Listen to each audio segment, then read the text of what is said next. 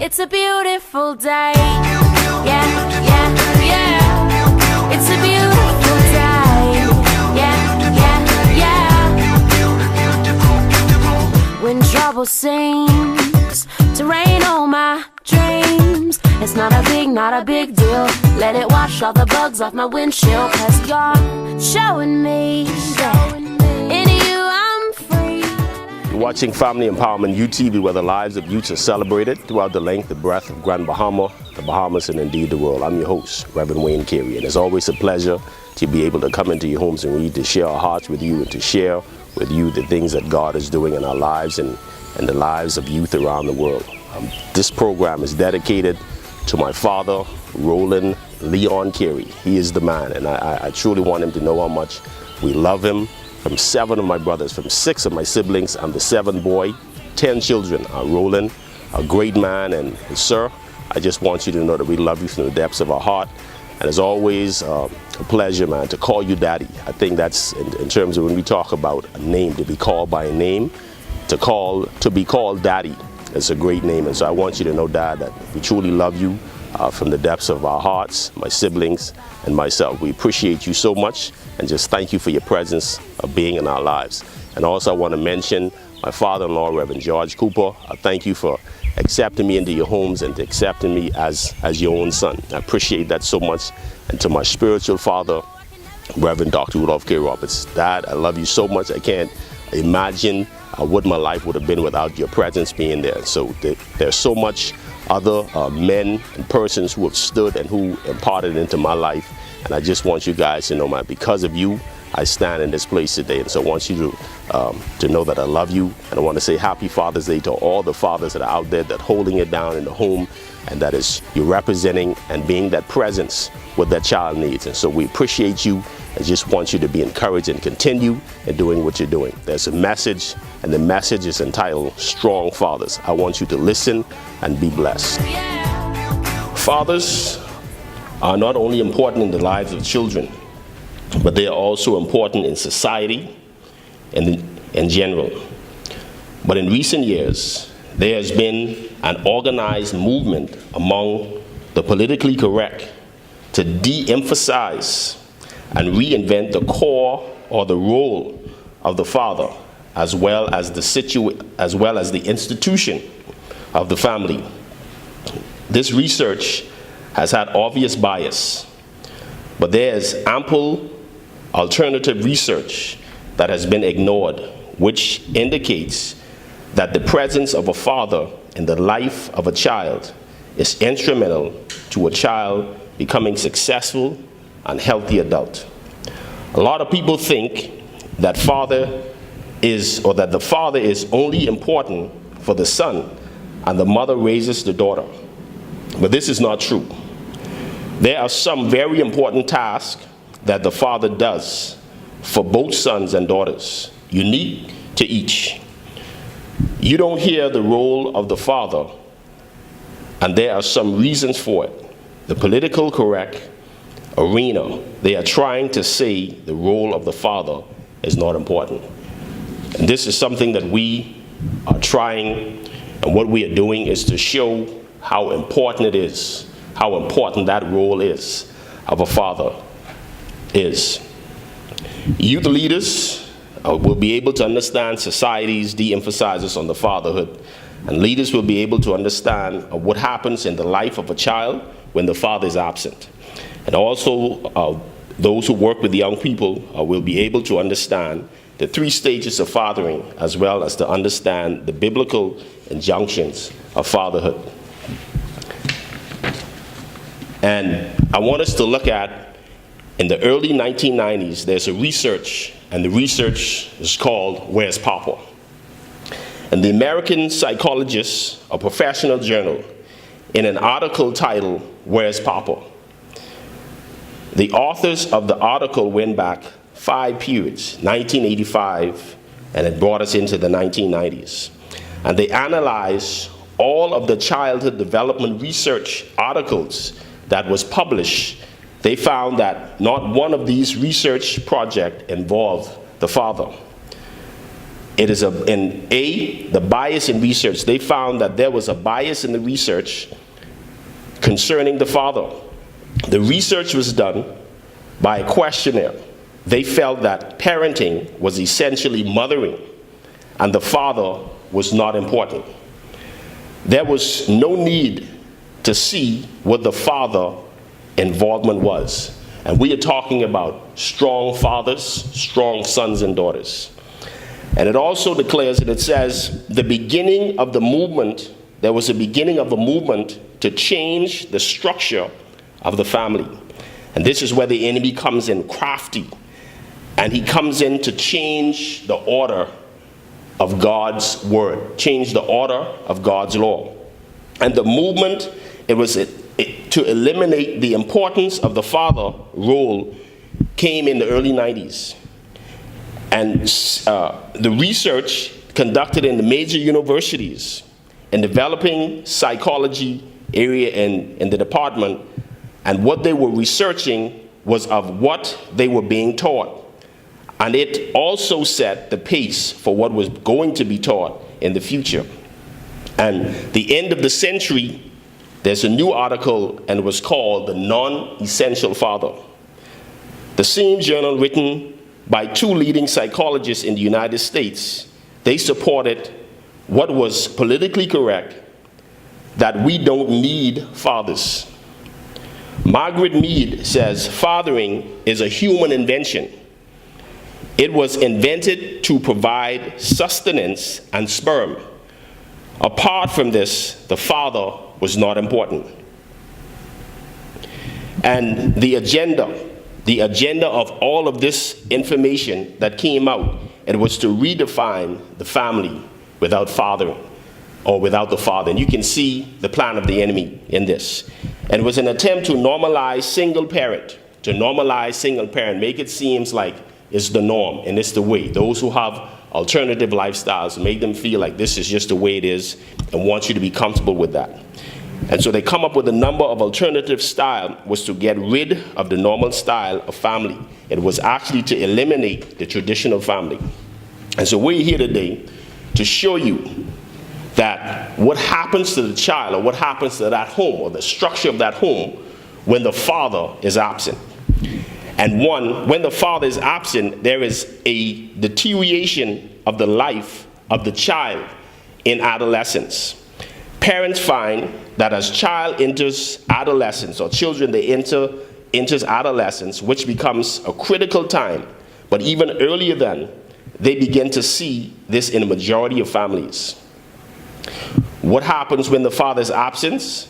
There is an increase in delinquent behavior. And we've seen that as a counselor, work with young people throughout the community. We've seen this over and over again, repeatedly over and over again. It's a decrease in delinquent behavior in both sons and in daughters. There's also a decrease in academic achievement. Researchers have found children who come from single or non-traditional families scored much lower on standardized tests. Much higher rate of pregnancy among adolescents, daughters without fathers, because they begin to act out sexually. And you see general rebellion and out of control young people without the existing family. And we look at another point, there's a higher rate of pregnancy in daughters. If you look at the body of research, you cannot ignore it and say that the father is non-essential. In the article, they ignore a huge body of research that shows the consequences in a child's life when the father is not there. And I want us to look at, there are 3 stages or styles of fathering. Being involved in their children's lives, very important. In the early stage, what the father does reflects the mother. He becomes an alternative to the mother. The father, he is a nurturing figure to the child. Nurturing roles similar to the mother. Around age 1 to 2, the adult sexual identity is laid, and it comes from the father. Fathers begin to treat the girls different from the boys. He plays more rougher with the boys and cuddle the girls. And how this is done lays the foundation for what they are going to be as a man or woman. Around age 2, movement toward the father rather than the mother. And it provides alternative source of attention and affection from the mother. And the father teaches also the child how to handle anger. The healthy father can help a child learn how to contain anger. He does it by example and by his presence. Now, if a father is a rageaholic, if he is angry also, he is going to teach his child that it doesn't matter how they express their anger. And the father also teaches right from wrong by example, not by his works. They watch dad and how he respects the law. Very important. There's another point, and it talks about the area of adolescence, and we call this stage the warrior stage. The warrior stage is in the battle for or to contain impulsivity. Sometimes with the child, the impulse control is not developed yet in that young child. In the young teenager, the impulse control is not developed.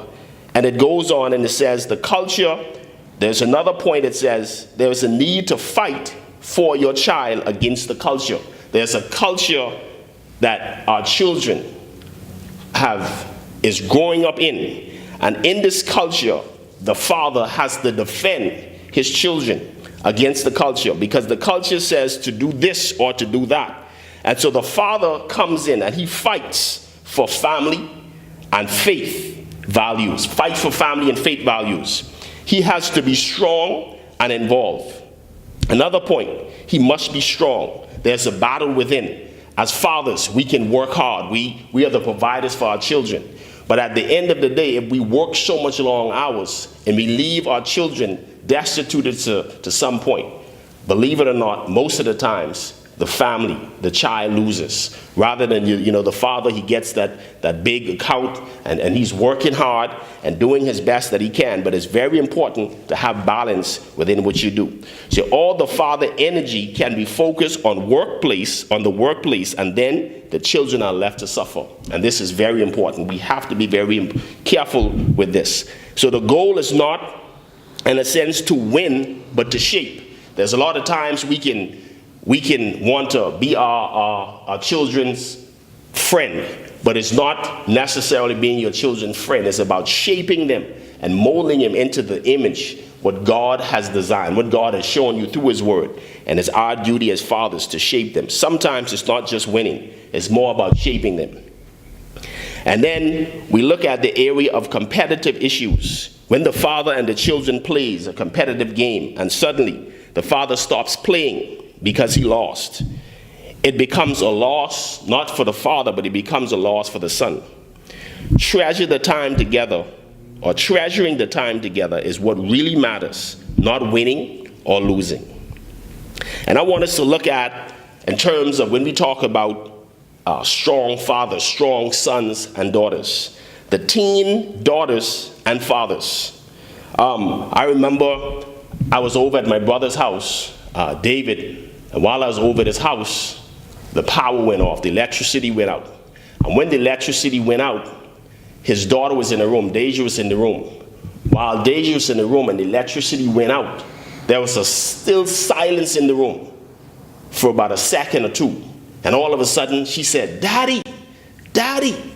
And he said, "Deja, I'm right here." And there was a calm. She was fine. She didn't even come out to see where he was. She just wanted to know that dad is there, that dad was there. And that's the importance and the role that the father plays. And so we come and we refute the fact that the system tells us that the father or the role of the father is not important. We refute that. And so the father must be involved in the early years. You can't not be there in the early years and then all of a sudden when the kid becomes a teenager you want to step into the life. No, it's very, very important. For the father must have been or must be involved in the early years. Don't back away when your beautiful daughter becomes a woman. She wants you to be there. The consequences, and there are consequences for when you as a father, when you step back and you just allow the daughter just to grow and to feel a way through this world. So she can resent. Consequences can be severe. One, she can resent body images or body changes, an image, shame, conflict with the mother, overeating. She stops her menstruation cycle. She stops developing breasts. It's a symbolic way, I won't grow up then. There's crying and acting out sexually, and want dad to be there. If the father pulls away, it can also cause depression, getting pregnant in high school, and stop achieving academically because they don't want to outshine the boys. They don't want to lose the boys' attention, so they tend to hold back. A girl who is a strong achiever through high school is that way normally because she has a strong relationship with her father. The father's job is to affirm femininity, to affirm it, not to shy away from it, but to embrace that woman, to embrace your daughter and affirm her femininity.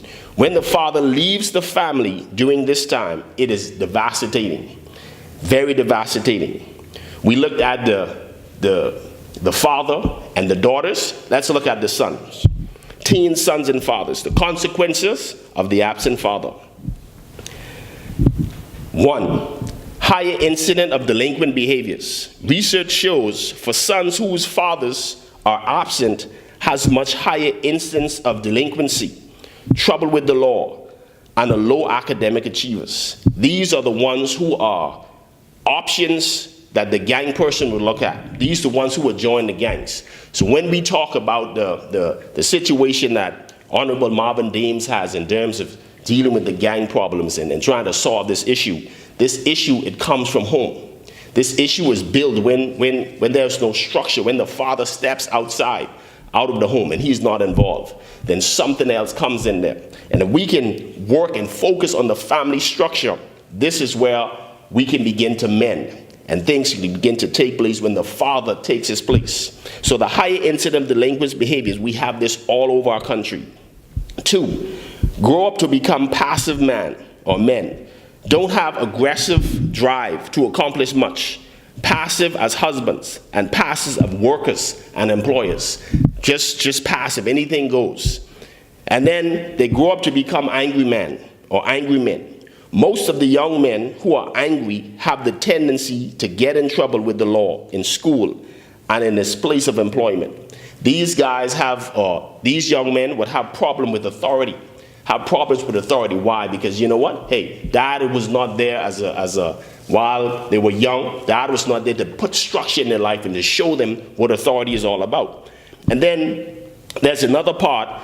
I smile at this because you see it a lot. Sometimes you see guys about 50, 60 years old, got the hair rolled back, cornrows, got on the Kobe Bryant jersey. And it's like, hey, this guy's about 55, 60 years old, and he's still got this young strut. Want to act as he's still 34 years old or 22 years old. But then when we look at it, these are the guys, we call them fly boy. The fly boy is the internal adolescent. This guy does not want to grow up. He just feels comfortable just being right where he's at. He just always want to stay in that adolescent stage. We call that the fly boy, the eternal adolescent. Never grows up, stays in that position. And then we look at the biblical teaching of the injunctions. Ephesians chapter 6 verse 4, it says, do not exasperate your son by being so weak. It says they will get discouraged and give up. And then it goes on, when we talk about exasperate, we're looking at weak fathers, depression, irritability in a man, down in a woman. The hyperactivity of a male can be the evidence of his depression. The major cause of death in adolescents around the world is suicide, which is the cause of depression. We look in Colossians chapter 3, verses 21. The Bible says, fathers, provoke not your children to anger, lest they be discouraged. And when we say, fathers, provoke not your children to anger, lest they be discouraged, If you think about as a young kid growing up, you're being taken advantage at school, bullied, all kind of things is going on. There's an absence of the presence of that father being there. It causes you to be discouraged. It causes you to get angry to know the fact that, you know what, I'm being taken advantage of and there is no one to defend for me. My father's not there.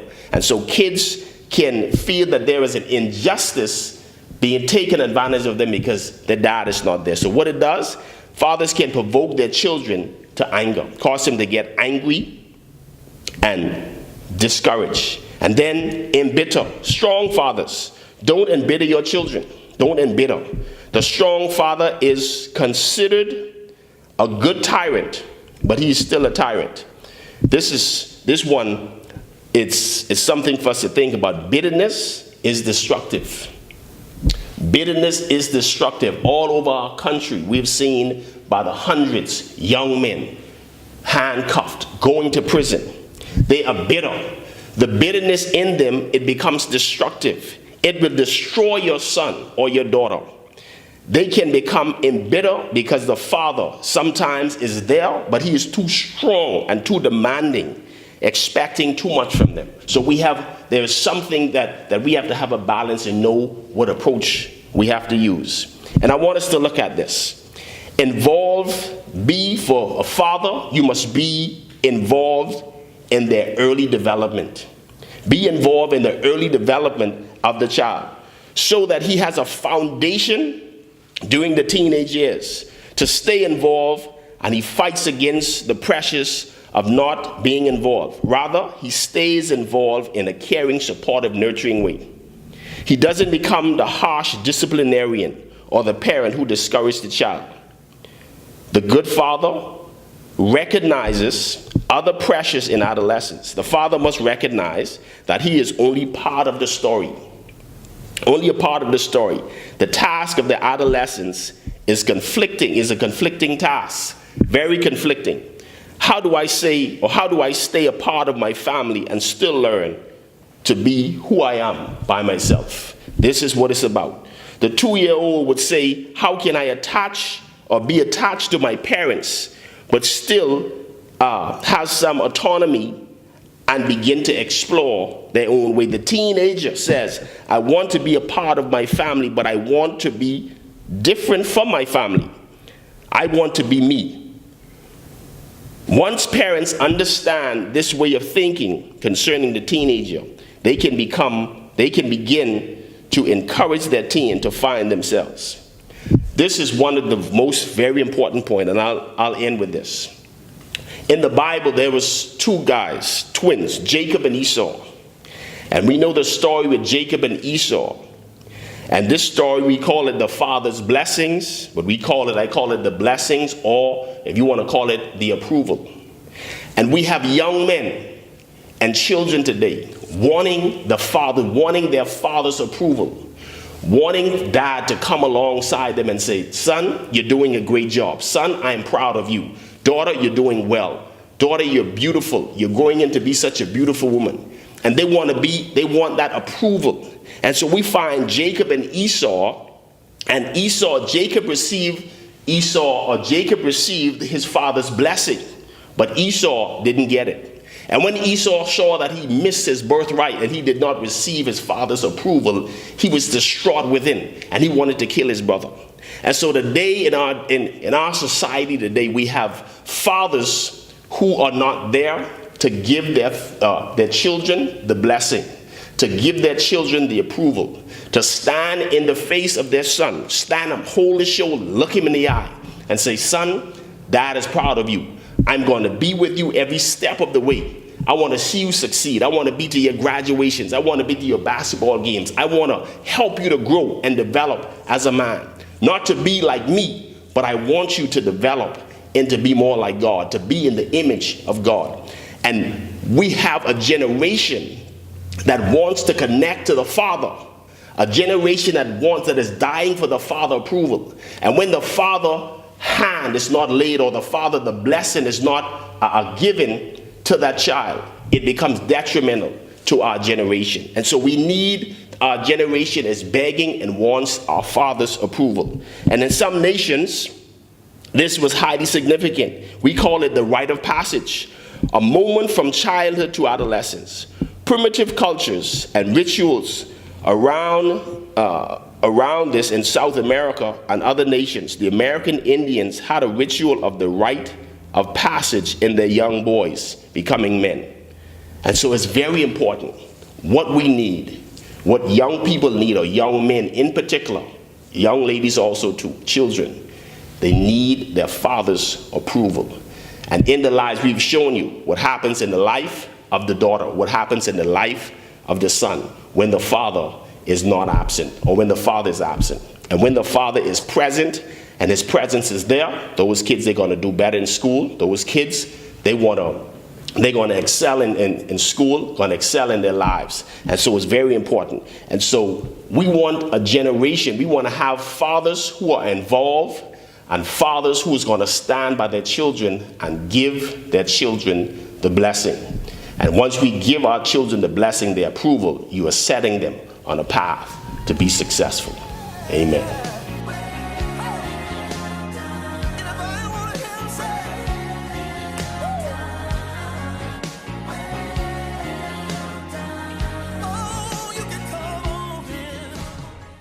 It's a beautiful day.